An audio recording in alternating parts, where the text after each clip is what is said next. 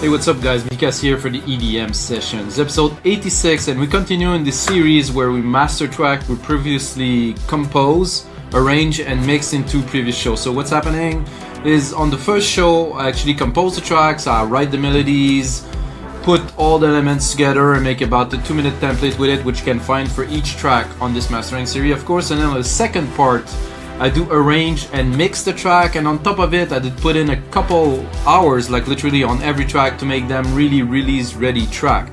So this is like a special track, this is like a synthwave track that I think for mastering we will really have to do something special. So the mastering part of this track will be, I think, as important as the composition, as the mixing and the arrangement. Like mastering, this is synthwave, we want to give it some character. So basically 104 BPM, the track, of course 96 kilohertz, 32 bits, 96 kilohertz, and it's a track that has already some chunks, that has some groove, a lot of brassy sound, a lot of like big kind of things, some nice melodies. And with mastering we really gonna try to bring it up to another level, give it some extra character. I'm thinking not big distortion, but something warm, something chunky, you know, something that has really a groove added to it with the mastering process. Of course, this template will be available on our site, wemixdancemusic.com, along 5,000 other DAW templates. We're actually closing on 6,000 sometime probably in the next couple of months. And this is what's happening right now. All the artists are uploading. If you're a producer, you should upload some templates to our site, or some, if you have a label and you have some sounds you're selling, upload. We're marketplace, it's really easy to upload and sell and get paid. Check it out guys, we makedancemusic.com. And then we're gonna start by having a bit of a listen to the track. Gonna drop the monitor, go into the headphones here so you guys can hear me talk.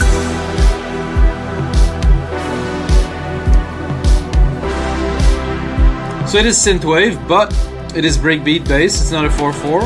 I want it to be a little bit, you know, let's call it original.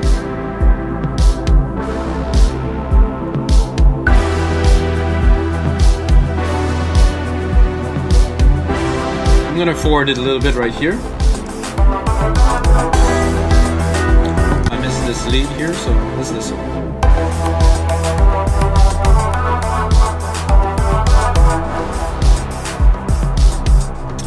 When I was actually arranging and mixing this track, I was listening to the new album from The Weeknd, and this is really the sound that he is going for on a lot. There's even a drum and bass track and stuff, and I was thinking, okay, this track is good, I have to push it to, I would call it the commercial level. Of course there's no vocals in it, but it is still a viable track to lay some vocal on, you know. And of course the template, this finished template, is on our website, of course. And the first part where I actually just composed is also on the website for only $5. So let's bring it forward a little bit. This is the second melody. This is actually an 808 bass, like a big thump that I play in the higher level, and this is what it is. It's just a big, like, clean sine wave. Recorded and played that in real time in the original episode of this. So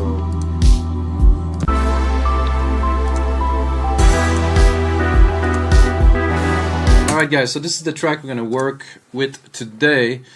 The first part is to do some gain staging here. So we're starting, I'm just gonna pick I'm gonna try to get a loud part of the track. I think right here is good. This synth is another important thing when you're mastering, guys. I want to give some tips, you know, for some people that are less experienced or that want to learn. There's always something to learn, and I know that my tutorials are not structured, but this is the way that the workflow is, you know. I mean, I know some people are crazy. So me, I have the chain set, I'm going in my ears, I'm going with the feel. There's no mathematical equation to either making great music, mastering great music, or just being creative in general. So this doesn't exist. there's a way that you can gather the energy to push onto creativity, which I am working on for many years now. So I am able to be creative consistently, which I actually wrote like a full piece about it, and I did a video about it. If you want to watch, check out on the YouTube channel somewhere. So yeah, let's continue, and we're starting by gain staging with this Renaissance EQ here. Want to make sure we have some gain. We got 3.5 dB of gain so far. And then if we're clipping, there's an auto gain here, so if we're clipping, it's automatically gonna drop, so it's really useful. Then we're going again into this VEQ4, which I will start boosting a little bit the lows. I will compress them a bit later, but it's not this much. But I want some, like about probably 3 dB. So this is a replica of an old school EQ.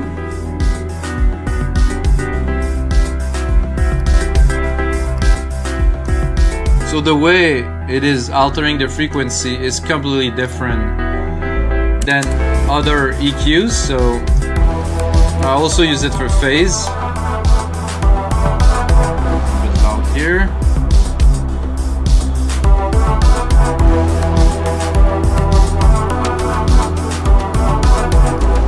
So we already are a little bit loud. That's a sign that the mix is good. When the mix is good, you really don't have to. So if everything is even, there's nothing standing out, and it's not all over the place, you can easily get some loudness. So we're already at -13. So we're gonna work more, definitely more on some character than some loudness here. Step it up here with 2 dB of gain with the L2 Ultramaximizer. Did it show? Oh yeah, it is showing already. Then we're going to go into a LIN MB to get everything tight and straight. This is the first step. I'm not gonna apply a lot of processing. Couple dB. Make sure our chain is clean. No clipping at any stages. So what I've done, if I boost the bass here, this will already reduce it a little bit. So there's a way to, you boost a little bit and then you compress to make it chuggier instead of just simply compress. If you boost, compress, you're able to thicken, I would say, the sound in a way that's not going to be achievable in one step. It takes a couple steps to do something like that. We're going into, after a LIN MB, we're going into an API 2500. I like this plugin mainly for the lows and the mid lows. It has a nice effect on thickening the bass, and it has a character that's very unique. This is why I use it on most, if not all, the tracks that I master. Without, with. You're gonna hear it a bit more here. With, without.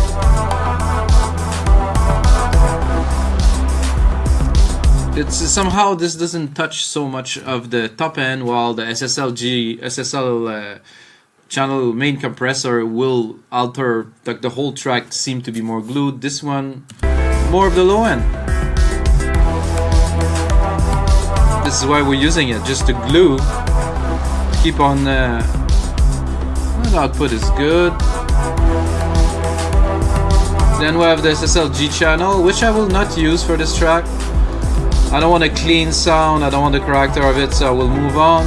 This, I will definitely go a little bit mental on the side here. I want the track to feel big, to feel spacious, to feel... I don't think I can go much further than this. Make sure I'm not clipping. With, without. With. Without. With. So... So I give you an interesting comparison. So see the loudness here. I'm gonna go back to there. So the loudness is about -14. If I put that on, we barely went up 1 dB or maybe a little bit, but it seems so much louder. And then when we're gonna apply compression to the signal, it will even tame it down, and you're gonna have that presence and that loudness. Maybe a little bit less. And that stereo field is super wide. It's really big. We're dropping that straight onto a Kramer tape, guys, and this I will use but not abuse, but I will definitely give the tape some juice to clip.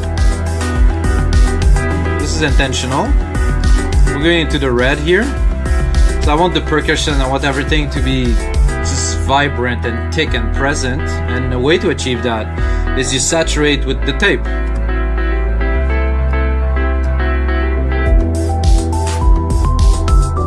That also creates some harmonic distortion in a lot of the frequency, including the lows, the mid, the highs, and it just, I don't know, this is what makes some track really shine.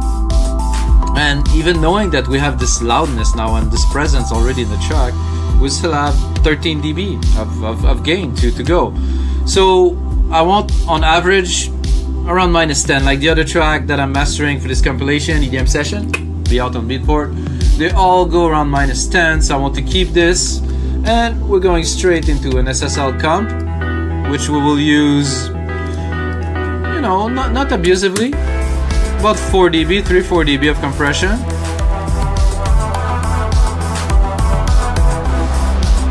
So going out of this into this, the signal is hot. I mean, we're really going hot.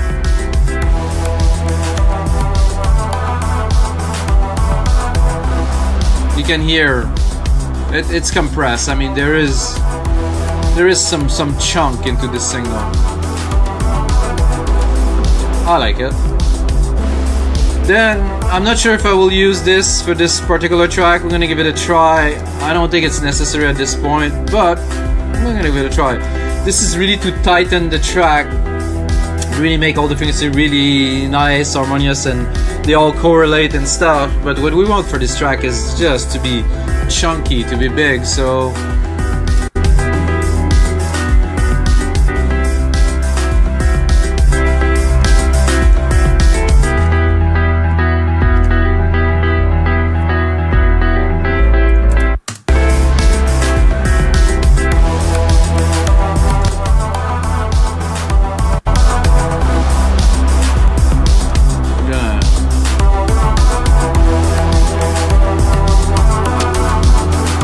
I'm gonna use it ever so slightly, so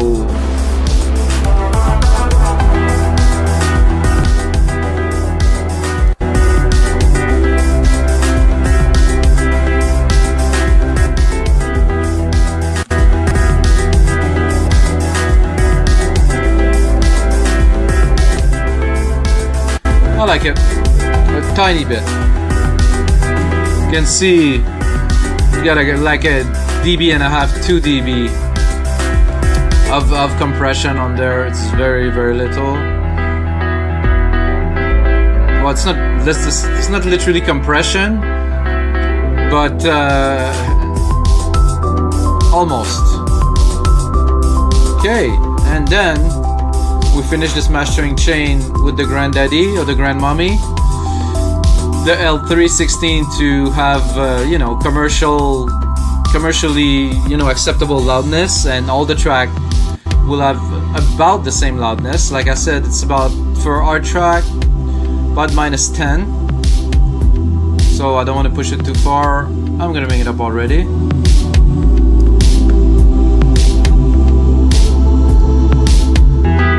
So see, we already have all the loudness we need. We barely need to put another maximizer at the end.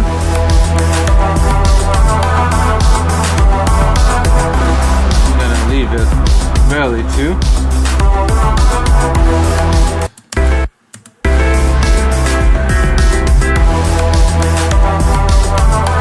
Well, I'm a little bit too loud somehow.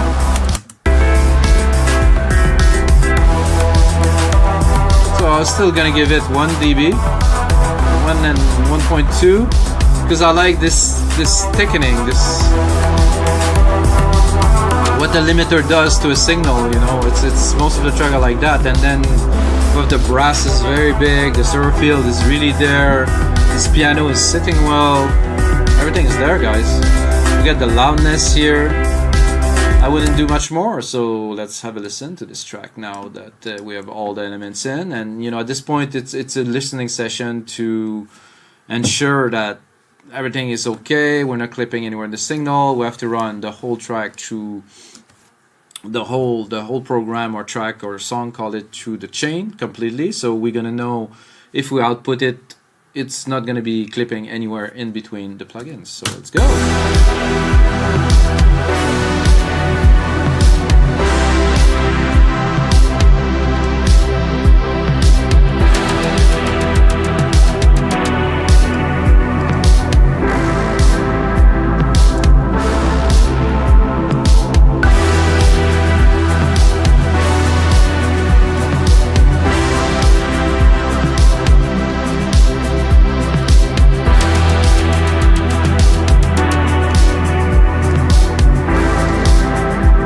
Keeping the plugin that can clip, the other ones are not gonna clip, so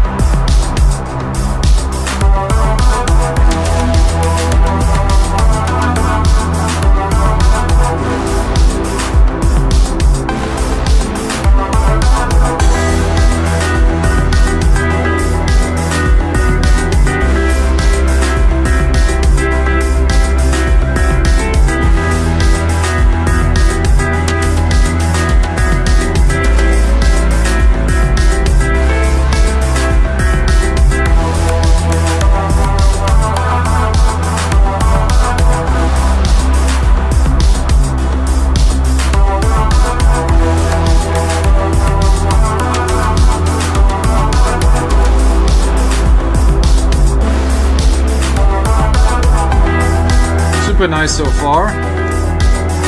I don't hear any issues with the sound. The chain is really flexible, and the multiband processors do a very good job. So it's more about the track preparation, the mixing, all the elements, and of course when you master your own track, it's a bit difficult to not be biased, but there's been many, like quite many years that I mastered mix and master my track, and I just know how they feel, and I know what I need to do to them, and this is the step that I can skip. So if I work on other people's track, there's most likely a lot of EQ involved and some tricks and stuff. On my track, I mix them to be mastered this way, so it's definitely an advantage. But if you need some track master, you can go on our site. We make dance music. We got good services.